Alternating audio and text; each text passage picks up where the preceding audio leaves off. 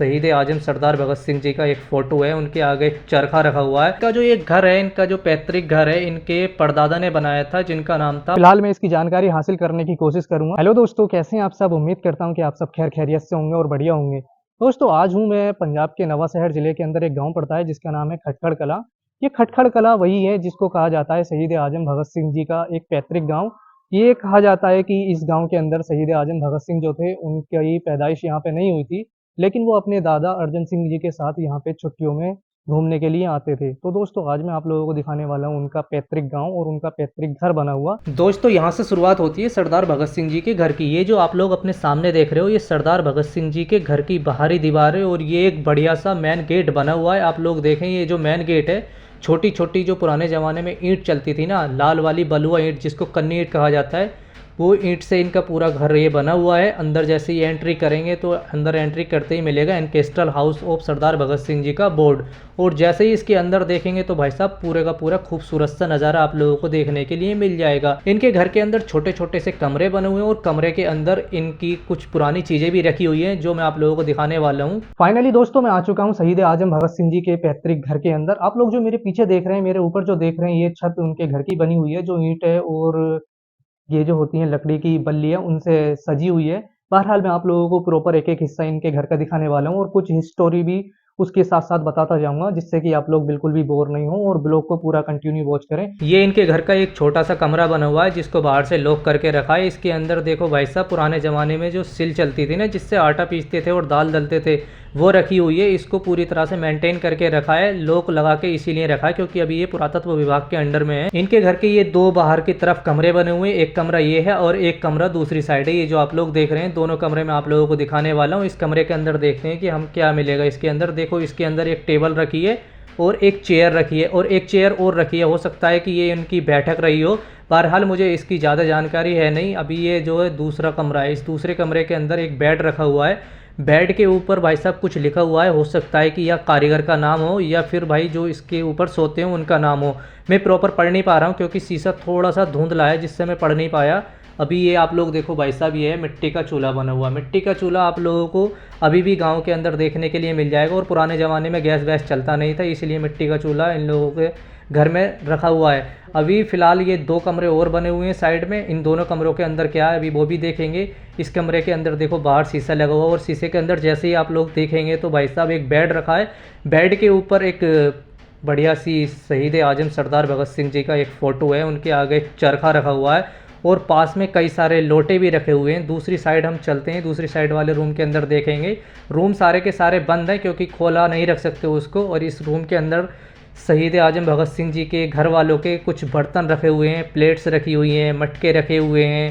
पूरी मतलब एक सजावट के साथ में मेंटेन करके इनको रखा है। छोटा सा एक खटोला भी है। ये जो आप देख रहे हैं, ये कच्ची छत है इनके घर की। इसके अंदर ईंटें नहीं, ऊपर से भी लकड़ी लगी हुई है और नीचे जो बल्लियाँ होती है ना लकड़ी की मोटी वाली, वो भी लगी हुई है। लेकिन वीडियो में देखोगे तो ऐसा लग रहा है जैसे कि ऊपर ईंटें बिछी हों, लेकिन पूरी की पूरी छत लकड़ी से बनी हुई है। और यहाँ पे देखो भाई साहब, ये लाइट फिटिंग भी है। ये नहीं पता कि ये उसी टाइम की है या अभी की है। बहरहाल इनके घर की जो मेंटेनेंस है ना, बहुत ही बढ़िया, नेट एंड क्लीन है भाई साहब। यहाँ पे बहुत बढ़िया एकदम से सुकून वाली जगह है। आप लोग कभी भी आएँ पंजाब के नवांशहर तो यहाँ घूमने के लिए ज़रूर आएँ। अभी बहुत सारी चीज़ें हैं, इनके बाहर का हिस्सा मैं दिखाने वाला हूँ। बहुत बढ़िया करके इन लोगों ने बना के रखा है। दोस्तों, ये एक कुआँ बना हुआ है। कुएँ के अंदर अभी तो फ़िलहाल में मिट्टी भर गई है, लेकिन उस टाइम के अंदर इसी से पानी भरते होंगे। और इसको भाई साहब रस्सी लगाने के लिए भी देखो ये लगा हुआ है। क्या बोलते हैं इसको मुझे पता नहीं, रट टाइप का कुछ बोलते हैं। लेकिन अभी फ़िलहाल तो ये पूरी तरह से बंद है क्योंकि अभी कुओं से पानी निकलना बंद हो गया है। पानी तो अब समरसेबल से ही निकलता है या फिर हैंडपम्प से निकलता है। और इनके चारों तरफ घर का व्यू बहुत ही बढ़िया भाई साहब। ये सरदार भगत सिंह जी के घर की बाहर का फ्लोर है जो आप लोग देख रहे हैं। नीचे फर्श जो बिछता है वो ईंटों से बिछा हुआ है और ईंटें देखने में कितनी प्यारी ये लग रही हैं। पूरे का पूरा घर देखने में बहुत बढ़िया लग रहा है। आप लोग जब भी यहाँ आएंगे, अपनी आंखों से जब देखेंगे ना इसको, तो खुद ही कहेंगे कि हाँ सच में बहुत ये बढ़िया लग रहा है। और ये एक बाहर का हिस्सा है जो बेहद ही खूबसूरत है।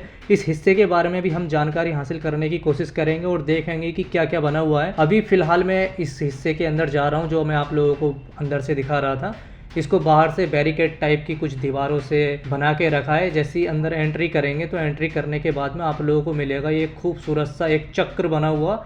ये भाई साहब रंगोली कितनी बढ़िया लग रही है और यहाँ से इनके घर का व्यू भी पूरे का पूरा आप लोग देख रहे होंगे, पीछे कुछ बड़े बड़े घर बन गए हैं, लेकिन उसके आगे इनका घर बना हुआ है, वो अच्छा लग रहा है देखने में। अभी फिलहाल मैं उनके घर से बाहर आ गया हूँ और आप लोग जो मेरे पीछे ये देख रहे हैं, ये कुछ बाहर का हिस्सा है जो बैठने के लिए और घूमने के लिए बहुत बढ़िया नेट एंड क्लीन करके बना के रखा है। मुझे नहीं पता कि उस वक्त ये होगा या नहीं होगा, लेकिन फिलहाल में जो कंडीशन है मैं आप लोगों को दिखाने की कोशिश कर रहा हूँ। और यहाँ से देखो भाई साहब, पूरे घर का व्यू कितना प्यारा और कितना बढ़िया आ रहा है। अभी भी देखने में इतना बढ़िया लग रहा है भाई साहब, जैसे कि बड़े बड़े घर होते हैं ना बने हुए। ये पूरे का पूरा हिस्सा बहुत बढ़िया प्रॉपर करके मेंटेन करके रखा है। देखो इसकी सजावट और इसकी बनावट कितनी बढ़िया है।